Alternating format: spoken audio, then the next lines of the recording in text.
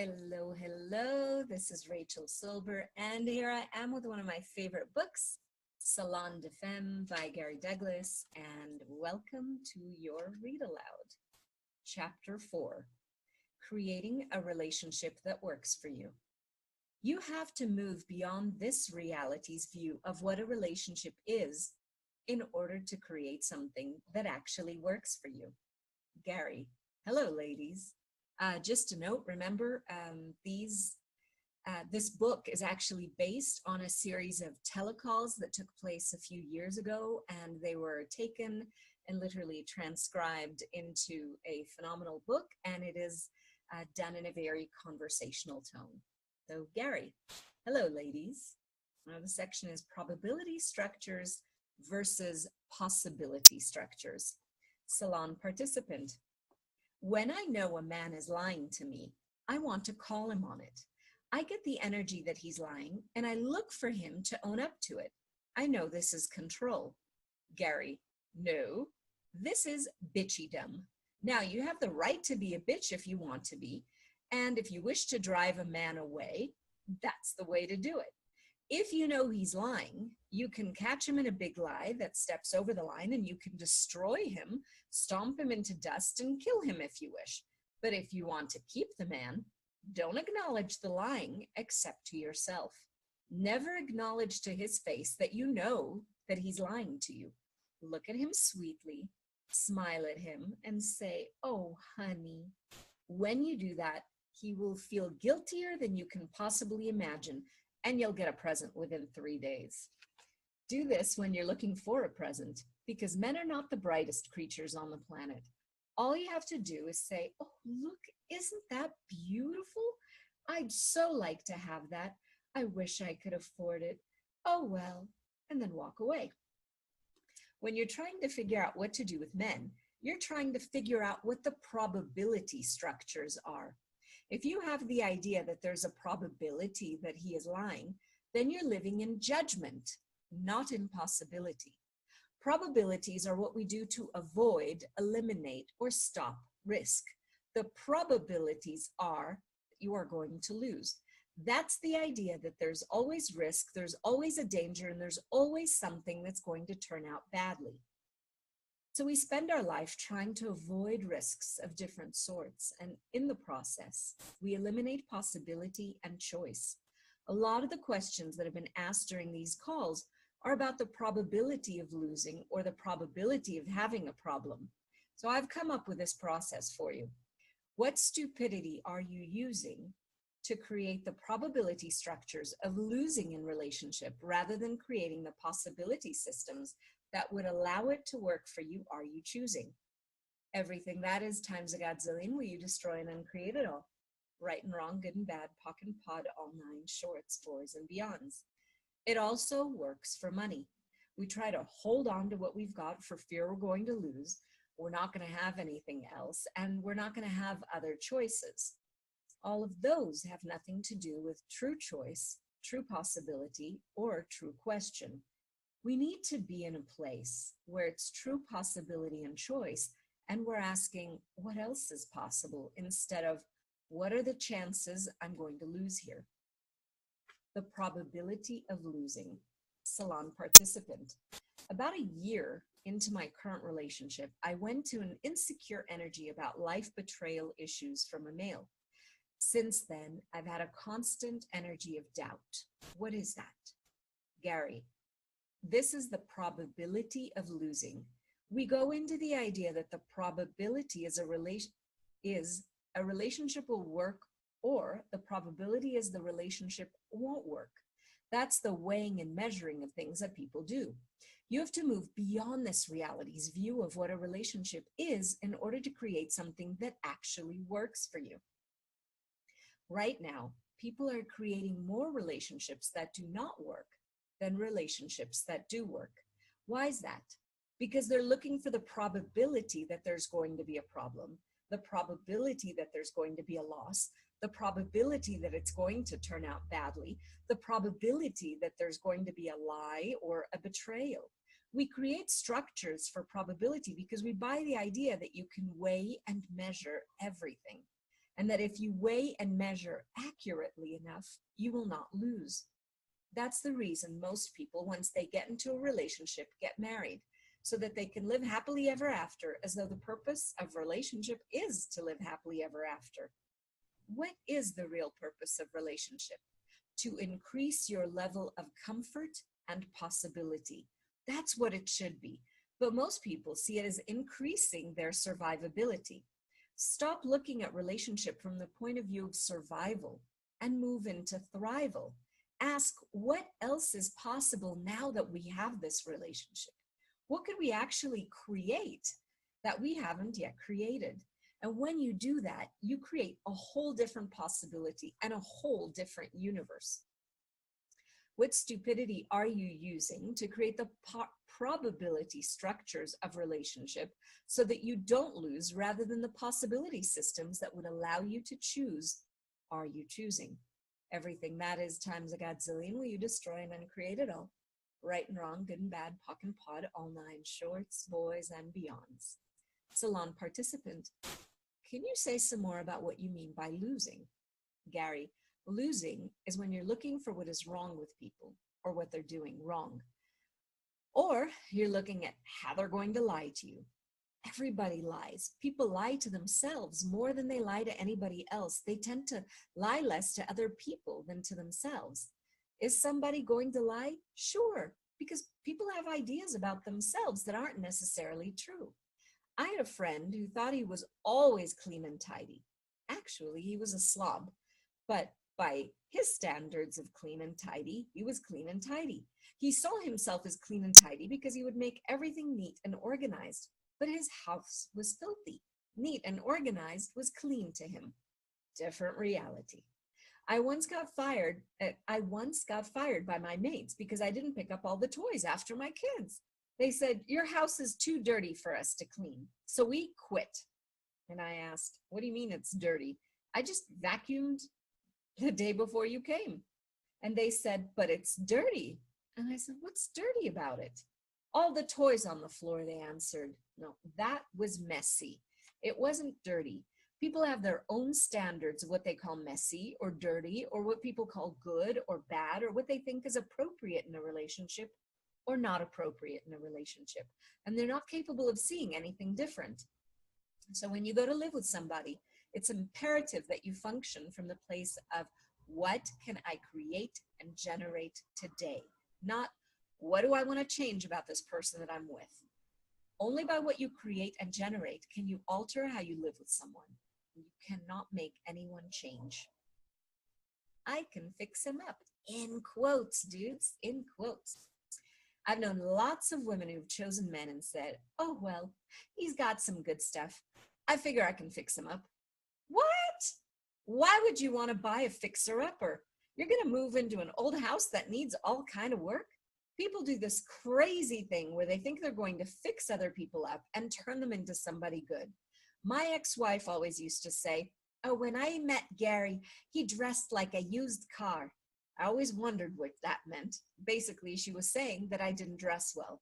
The truth is that when I met her, I didn't have any money. I was out of a relationship, working my arse off to make money, and I was doing everything that I could to take care of my kid and meet my obligations. I wasn't spending any money on clothes. I hadn't bought clothes in 8 years. So I was behind the times as far as style went.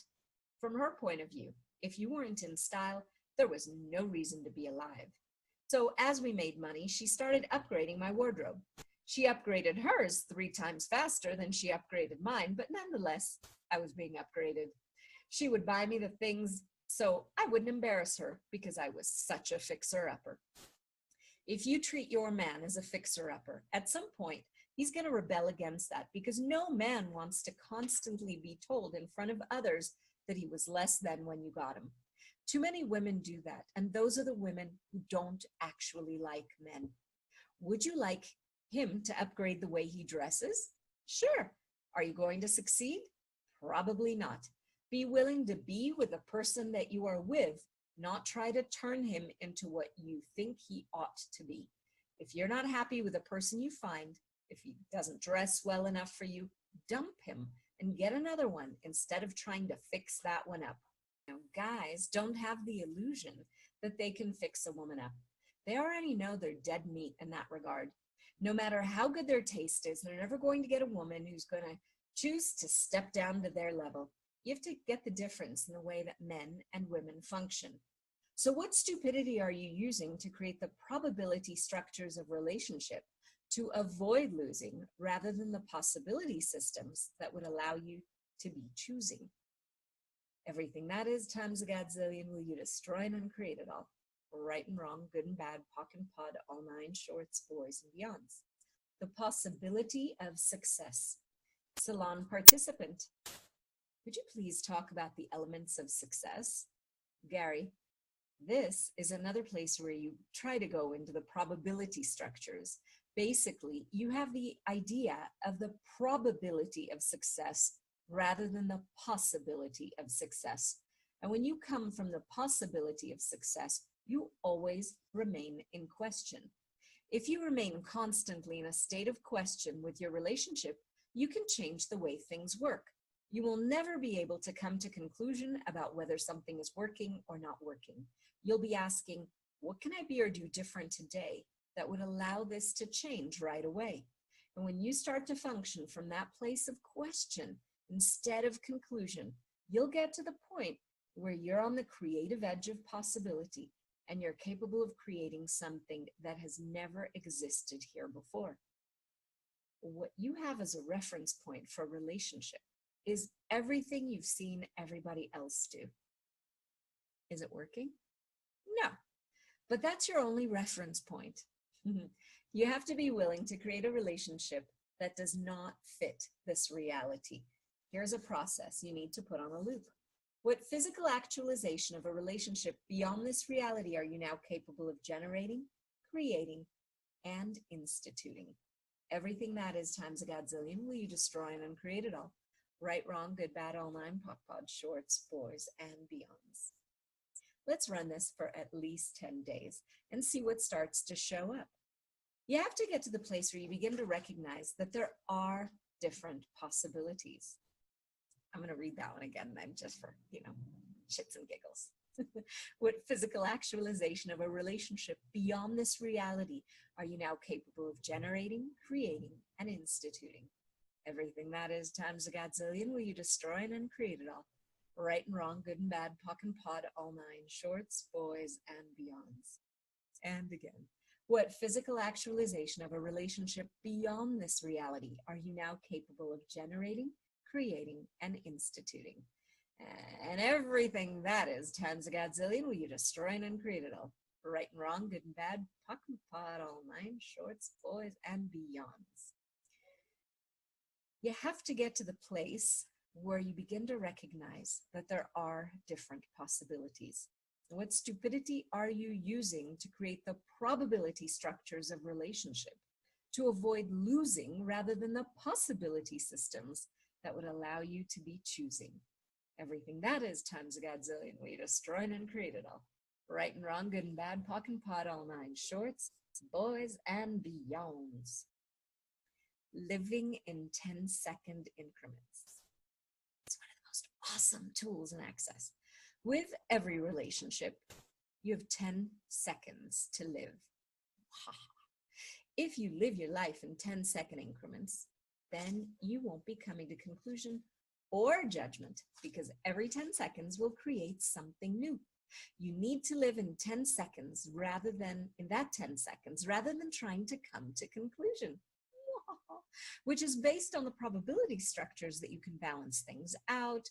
And if that's a good relationship, in the end, it will be better rather than worse. That doesn't deal with the structure of your relationship in the first place, because it's not about creating possibilities. It's about creating a structure in which you have the conclusion that in the long run, it'll work out, or in the end, it will be best. These are the things we keep coming to conclusion about, none of which gives us true choice. Salon participant. How do I clear my distress around men and women? It started as a teenager when my parents decided what my career life was going to be, and all of this was done without my consent. This call has been rocking the foundation of who I really am. Now I don't think of that any of my choices are truly mine. Gary, you have to get that everything you've ever decided was true or real is a lie or an implant. So if everything is a lie or an implant, where do you begin? Well, you begin with, what would I like today? And in this 10 seconds, just 10 seconds, what would I choose? This is the place you have to start to function from, to learn to trust you. The reason you distrust men and the reason you distrust women is because you don't trust you. If you trusted you, you could know that they were not trustworthy or that they were trustworthy, and you'd have a different possibility. Receiving what you desire in a relationship. Salon participant, you've talked about how 90% of women hate men, 90% of men hate women, yet they all would like to own one. Do you sense the possibility that this can change with these calls? Gary, yes, that's the reason I'm doing these calls. I'd like to see this constant state of anger, rage, fury, and hate that people function from go away so that you learn to have a reference point for being what you desire in a relationship and receiving what you desire in a relationship. Salon participant, is this learned or is it fundamental to beings and their preferences? Gary, everything about relationship is learned. And it's all learned badly. You've been educated by stupid people about stupid relationships, so your relationship will be as stupid as theirs are, which validates the idea that their relationships aren't stupid. People teach you and entrain you to bad relationships like theirs, because if you get a relationship as bad as theirs, it proves that theirs is as good as it's going to get. The probability is, if your relationship is bad too, then their relationship is not as bad as the one they thought they were going to get. Salon participant, I'm not in a relationship. It seems like it's more trouble than it's worth because I'm very happy on my own. I'm not excluding relationship, but I'm also not including it. Gary, what you're describing is the moment at which you're actually willing to receive a relationship that would work for you. You're perfectly happy to not be in a relationship. So at this point, if a relationship walked in that worked for you, would you know it? That's the question to ask. When you're independent, when you have enough money and things are going well, you're out of the needy universe and into the place of, well, what else is possible? You're in the question universe that can create a relationship that might work for you, that might be fun for you, that might expand your agenda, your reality, and your possibility. You're not going to get into it from lust. You're going to drift into it by accident. You're going to find somebody who enjoys hanging out with you and appreciates who you are.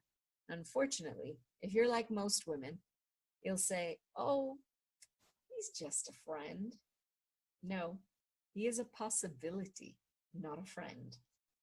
Most women, as soon as they find a guy who likes to talk to them and hang out with them, they say, well, if he wants to hang out with me, he's a friggin' loser. What? Do you like to hang out with you?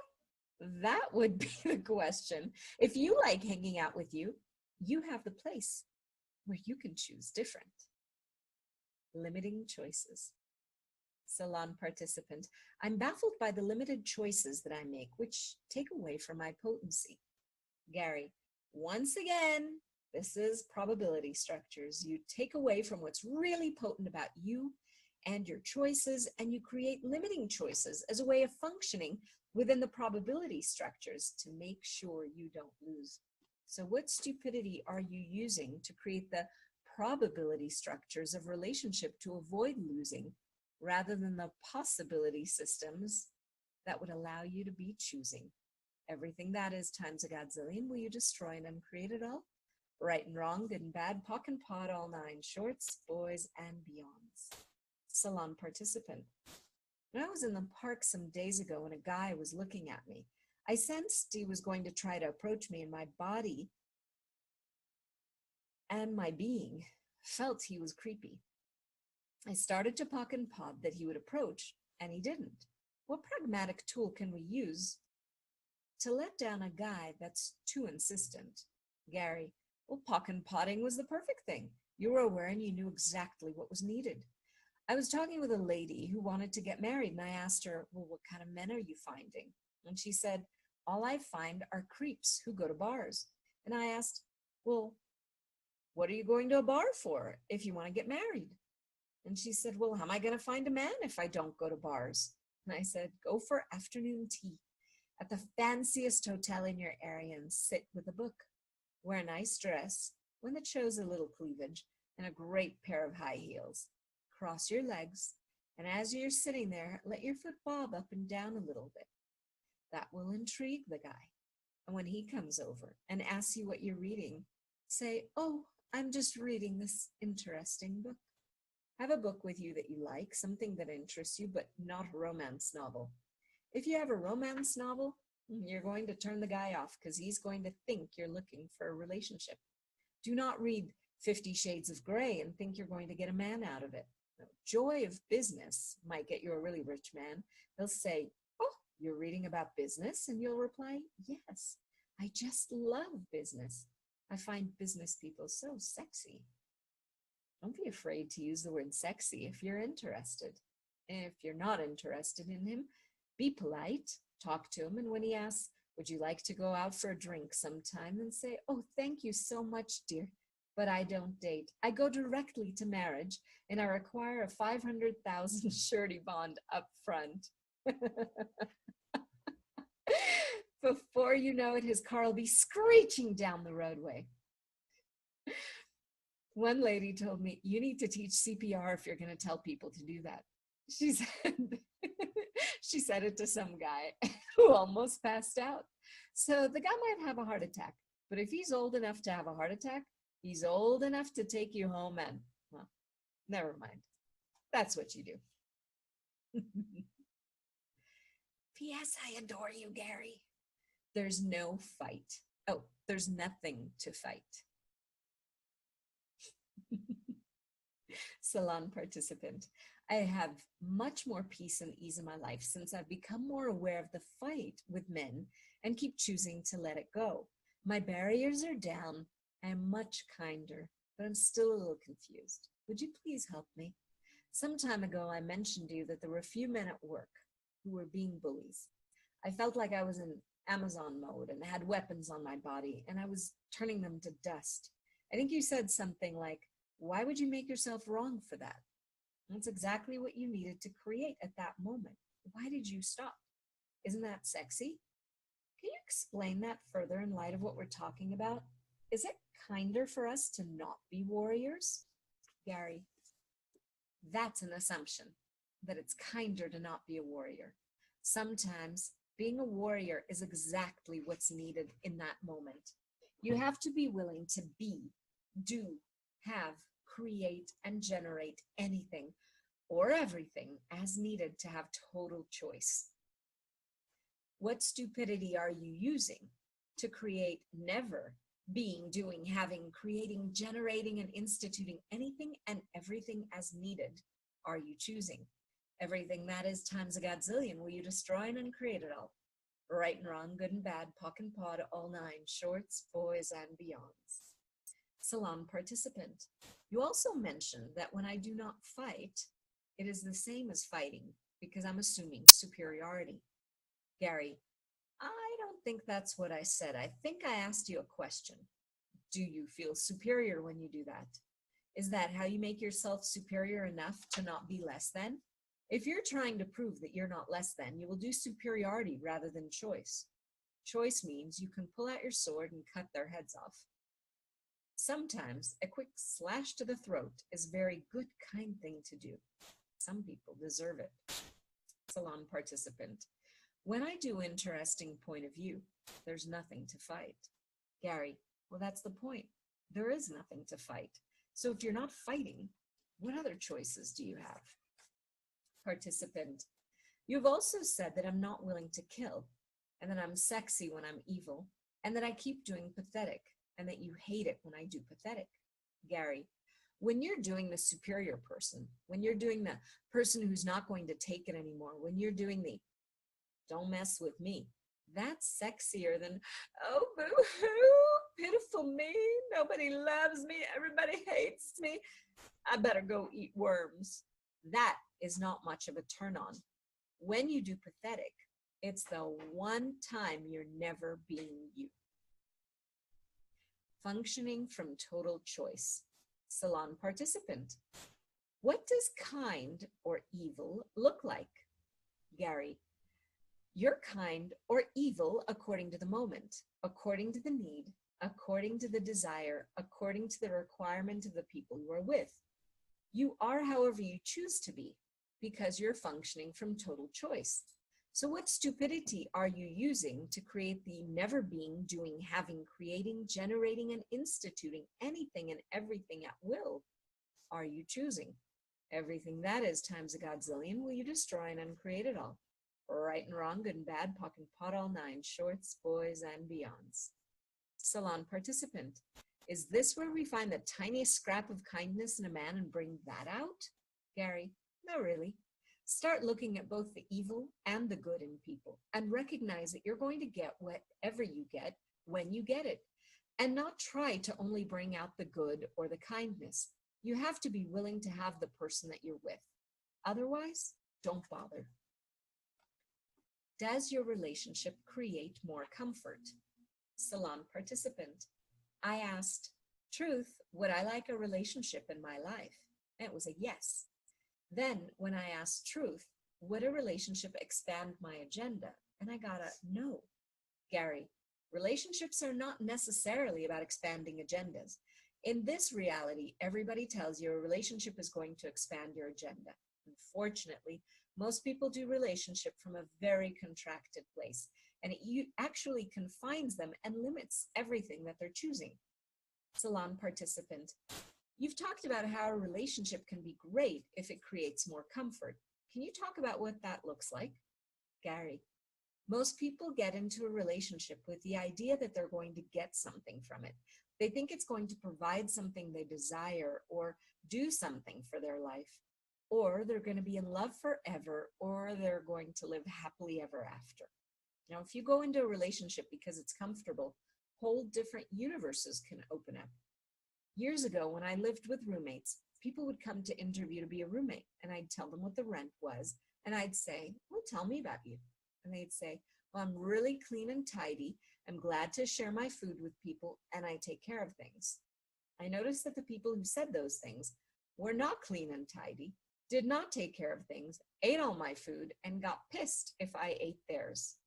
What happened was, when they got to my house to be interviewed, they would look around to see what they had to be.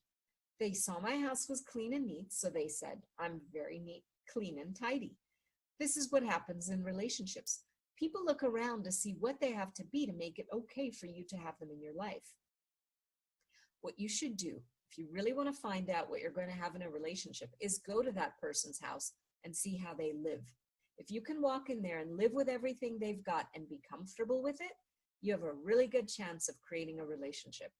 Now, if you hate the way they decorate, if you hate the way they keep their house, if you hate the way they have food, if you hate the way they keep their cupboards, if you hate any of that, then you're not going to be comfortable in a relationship.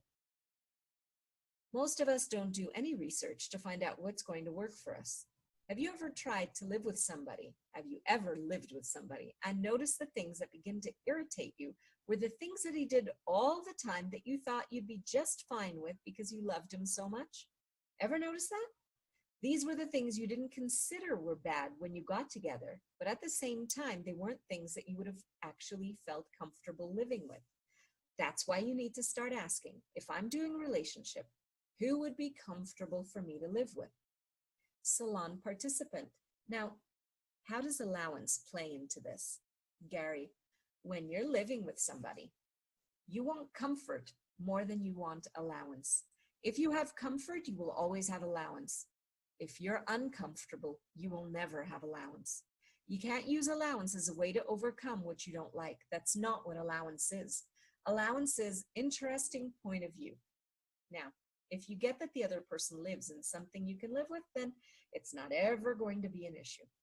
Dane and I share a house. We don't quote unquote live together because we're not a couple, although lots of people think we are. At our Christmas party, a neighbor asked, "Are you guys married?" And I said, "No, we're just two straight guys who share a house and a business and do most things together." Dane has his room and he decorates it any way he chooses. I seem to decorate the rest of the house, not for any other reason than it's easier for him. He's comfortable with the things I choose to keep in the house. Occasionally he will say, "That thing is kind of ugly," and I will say, "Okay," and I get rid of it. Why? Because he's also comfortable to live with. He has 8 million machines that do all kinds of things. We have a margarita machine, an espresso machine, and a Vitamix mixer. All I have to do is figure out what cupboard I can get them into. He's comfortable to live with because he likes things to be clean and organized, at least on the outside. If it looks like trash inside the drawer or in the closet, that's okay with him. That's okay with me too, as long as the visual effect is good. What's in the closet doesn't bother me because I don't think about it. When I first met Dane, he had his own apartment. I went to his house and I was comfortable there. What is being comfortable about something? Well, it's the energy that people create in their life, which is spelled out in their furniture and things. They use the things around them to create a sense of peace in their life. If you have comfort with the person you're with, you're more likely to have a great relationship. Now, when does allowance come into play? You want to see the kindness and caring in the person. You want to know that what they're interested in and what they're not interested in. Allowance comes into play when you see that they like some things you don't. For instance, Dane got into archery and we set up our garage as a shooting gallery. We put critters around the yard for him to shoot at. It was very funny to me because he was enjoying the hell out of himself. I had no interest in archery, but I was glad he was enjoying himself. That's where the allowance for differences come in. You recognize the things that the other person likes to do that are not necessarily what you like to do, and you're glad for them. You have the generosity of spirit to be happy that they have something that is of such value and interest for them. Salon participant, today I realize true kindness is total allowance. Gary, yes. True kindness is total allowance, but it's even more than that. True kindness is also the willingness to be more and to have more. It's the recognition that you have to be kind to yourself, not to others. If you get up in the morning, you look in the mirror and judge yourself or your body, are you being kind? No. Well, most people do that. They say things like, "Oh, I'm getting so old, I'm so saggy, so draggy." What does that have to do with creating? You have to ask, well, what would it take to change this? I've discovered that there are a lot more times when I look like I'm 40 and 10 minutes later, I'll look 70. Well, how the hell does that happen? Does that mean that we have to do something with the creation of how our bodies look? Yeah, we do. Humanoid women want to conquer the world. Salon participant, would you please speak about the feminine humanoid body and how to truly enjoy it and use it to our advantage? Gary, well, first of all, as a humanoid woman, you want to conquer the world. So your body will be designed in such a way that you can conquer anybody if you're willing to allow yourself to have the feminine humanoid body. So ask, who can I conquer with this body? And then look around to see who's willing to give himself up for you. There are always men who will give themselves up for you if you're willing to conquer them. Salon participant, what do you mean by conquer? Gary, to be a conqueror is to control without controlling, to invite to a different possibility without demanding, and to create beyond the limitations of the conquered. That's the reason you want to know who you can conquer today. Asking the question, who can I conquer with this body? It will start to show you the kind of person who would be willing to be a part of your life. It may not mean that that's the person you want. It may mean that's the kind of person that you would most likely succeed with. Conquering means that you have the dominant space, but you don't have to dominate that person's choices. A conqueror will come in and allow you to be what you are, but will change the underpinnings of how everything works. Humanoid women want to conquer the world. They want to rule the world. That's what you as humanoid women wish to do. Humanoid women are not weak, pathetic piles of debris who want to stand back and do nothing. So if you're willing to conquer, you can create something greater. Human women, on the other hand, want to control the roost, but they don't want to conquer. They want to emasculate men. Have you ever had a man or a woman in your life who you totally dominated? Did you like it? No, because they were acquiescing. They acquiesced or gave up. That's not conquering. Please recognize that you have a commanding capacity, but someone who's a true leader does not command. People who command make demands. They require others to acquiesce to them. To acquiesce is to give up, to surrender, to put up the white flag. You as a humanoid woman will always get pissed when people acquiesce because you don't like people who give in to you. You don't like people who fight you either, but you don't want folks who will give in because if they give in too easily, they're of no value. Their willingness to not give in makes them valuable. Salon participant. Now, if humanoid women want to emasculate men, what do human men do with women?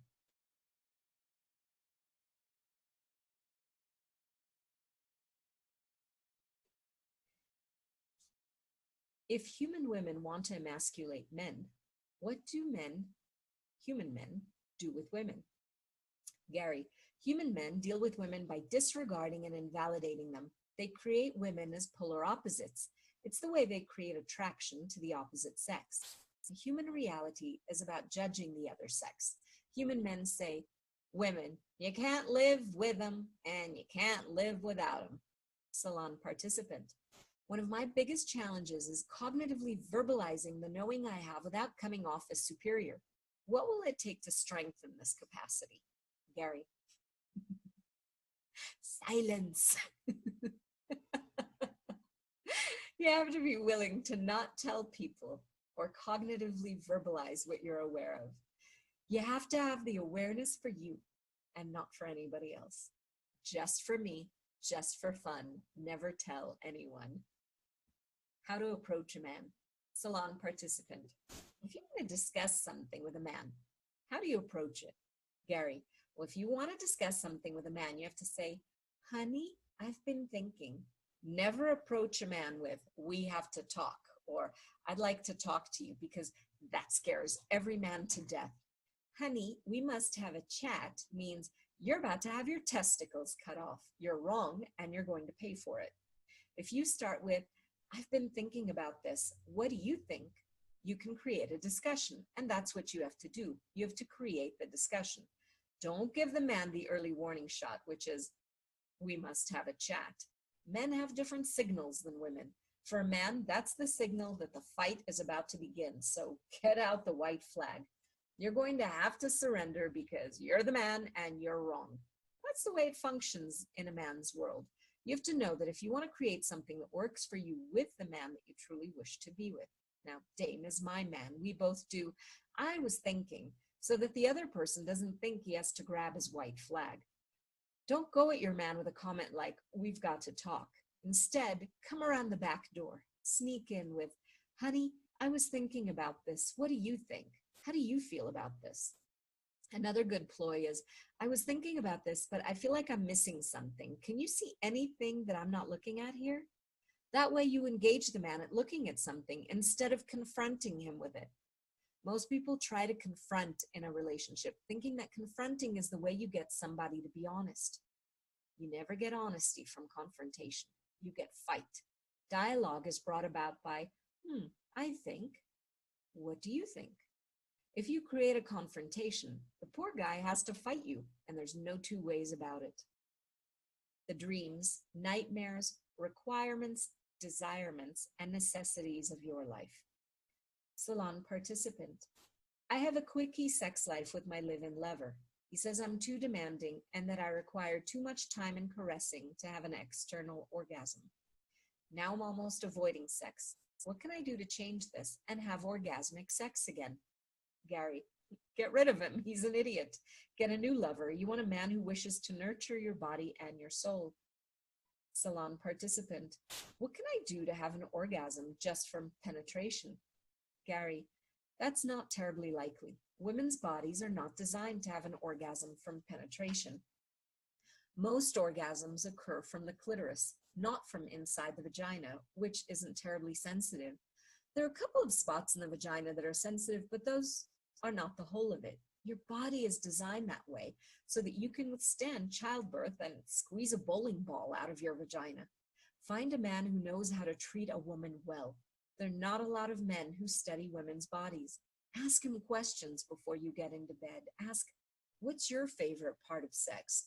If he doesn't say going down on you, chances are he will never be a great lover because his basic way of doing sex is, I'll stick it in and she'll be happy. And that's not usually going to make any woman happy. Salon participant. He works 14 hours a day. I work 12 hours a day, and I have kids and a house to nurture. He wants me to stop what I'm doing and go to bed when he does, which I choose not to do. My body's not enjoying his touch. It's not nurturing. Gary, your body's not enjoying his touch because he's judgmental. He's judging that you're not doing it right, and he is. When you get in a relationship with people who are judgmental, the tendency is for your body to withdraw from them and not wish to touch them. Find somebody else in your life. This man is not going to deliver. If he is not interested in nurturing your body and he wants you to go to bed when he goes to bed, then all he's doing is being a controlling femme fatale. What physical actualization of a lover, a friend, and a life mate are you now capable of generating, creating, and instituting? Everything that doesn't allow that times a godzillion. Will you destroy and uncreate it all? Right and wrong, good and bad, pock and pod, all nine, shorts, boys, and beyonds.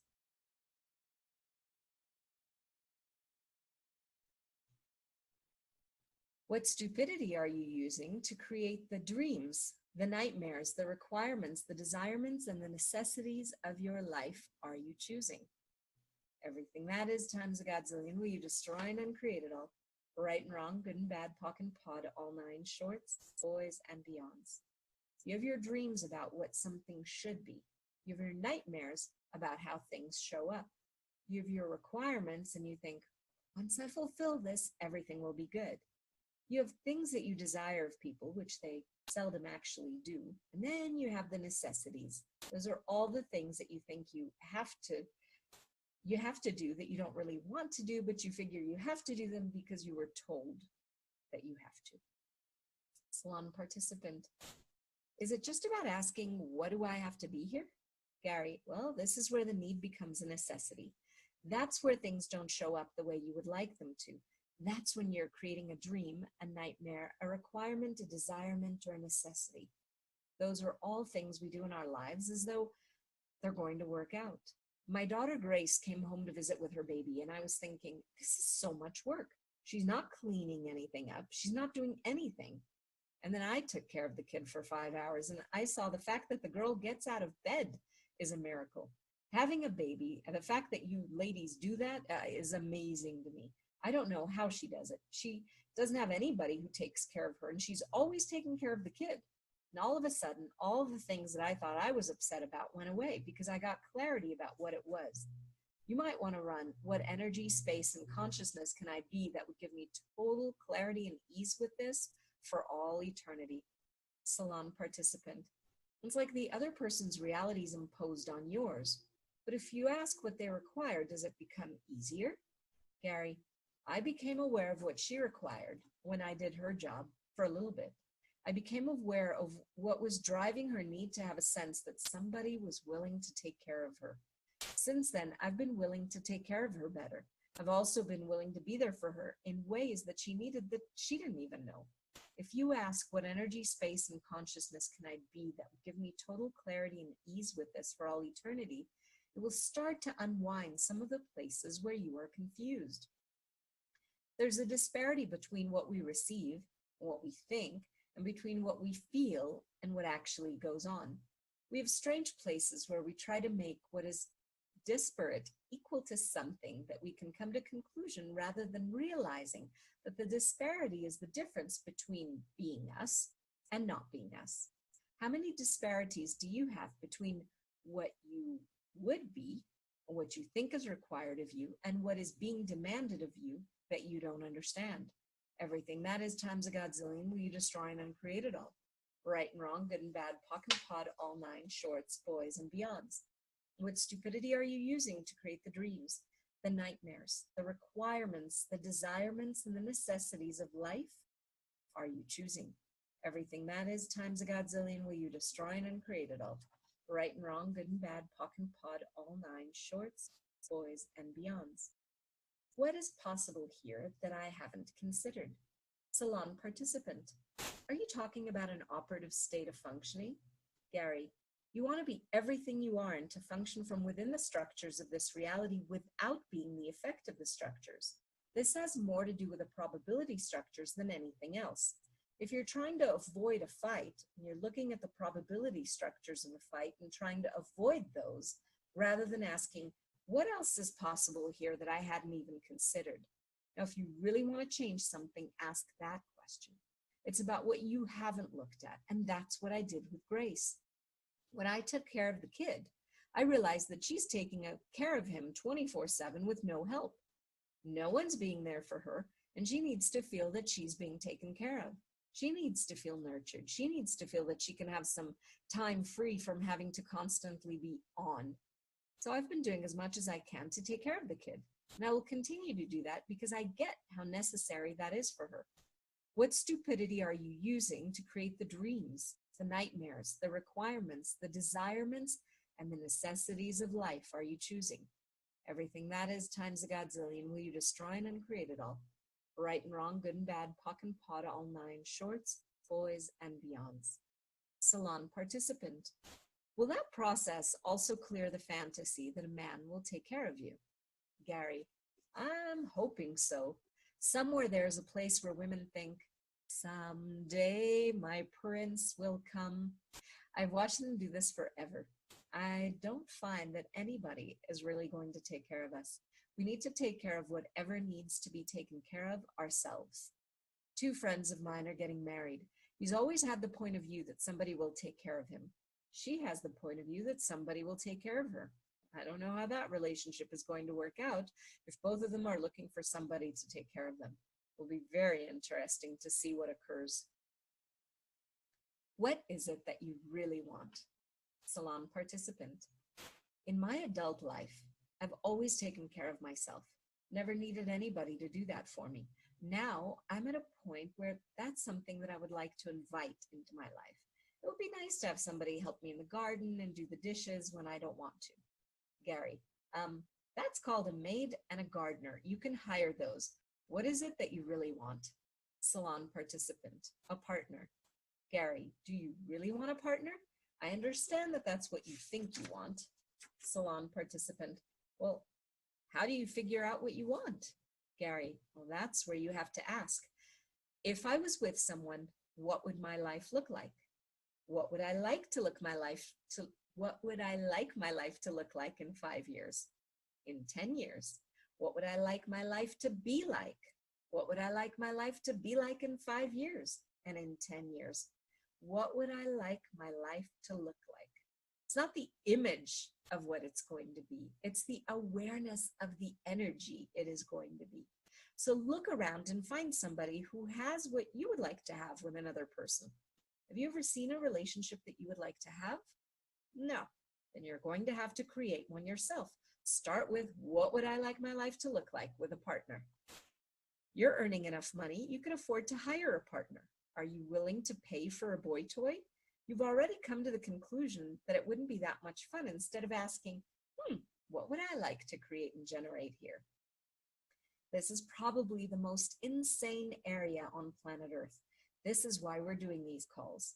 So what stupidity are you using to create the total unawareness of the awareness of what you could be choosing that you would like to choose, that if you chose it would create a relationship that would be of your choosing? Everything that is times a godzillion will you destroy and uncreate it all. Right and wrong, good and bad, pock and pot, all nine, shorts, boys, and beyonds. I've looked around at relationships that I thought would be something I'd like to have. I've seen people who have great relationships that work for them, but their relationships are not relationships that I would want. We don't look from the point of view of what would be a great relationship for me. I finally realized that I have to have somebody in my life that would be willing to let me travel all over the world and have no point of view about whether I came back or not. How many people would be willing to do that? Probably none. It would have to be somebody who would allow me to have total freedom to be and do anything that I wanted. Unfortunately, the only person who fits that bill is Dane, but he doesn't fit the bill sexually because, he just won't do that. Salon participant. When you look at it that way, how do you avoid going into the conclusion that you're never going to find a relationship? Gary, why do you care? If you come to the conclusion that you're never going to have a relationship, that's exactly what's going to show up. You're never going to have a relationship, so does it matter? We keep trying to make things matter that may not matter at all. For a relationship to work, it has to be something that allows each person to be totally himself or herself and create different possibilities. You have to know what you'd like to create as your life. Are you clear about what you'd like your life to be like in 5 years? Start with, what would I like my life to be like in 5 years, 10 years, 20 years? Would I really like to have somebody there with me on that journey? I discovered that I didn't really care whether there was anybody with me there for the journey. I realized I was going to go, whether anybody else went along or not. So now I have people who want to do things with me in different times and different areas. And that sort of fulfills the need, that sense of need of a relationship, because I have a relationship in those 10 seconds. That's the way you can incorporate a relationship with others without feeling like you need a relationship. Also, you have the opportunity to create something different. So ask, if I were going to have a relationship, what would I like it to be? I've seen very few relationships that I thought were really great. I have friends who have great relationship in every way except they never have sex. I have friends who have great sexual relationships and they fight all the time. I have friends who have everything that they would like to have, but they're not happy with their life. It's not exciting. They have everything figured out. Life is predictable, and a lot of people think predictability is the relationship they would like to have. Changeability would be closer to what I would want as a relationship, where a constant state of change is possible. My second wife was changeable, but she was not willing to have a financial reality that included having money. She was only willing to have a financial reality that spent money. That was the killer of the relationship because I couldn't live with no money and no choice but to go to work. There was a necessity of always having to work because every time I turned around, we were out of money. And I didn't like living on that edge. She doesn't mind. It's okay with her. So start to look at, what would I like my life to look like in 5 years, 10 years, 20 years? What would I like to have going on in my life? Is there someone in the world who would be fun to do that or be that with? Don't even include the idea of relationship. Ask what you'd like your life to look like. Now, if what you're asking to create as your future would include a relationship, then you'll get one. If it can't include a relationship, then you won't get one.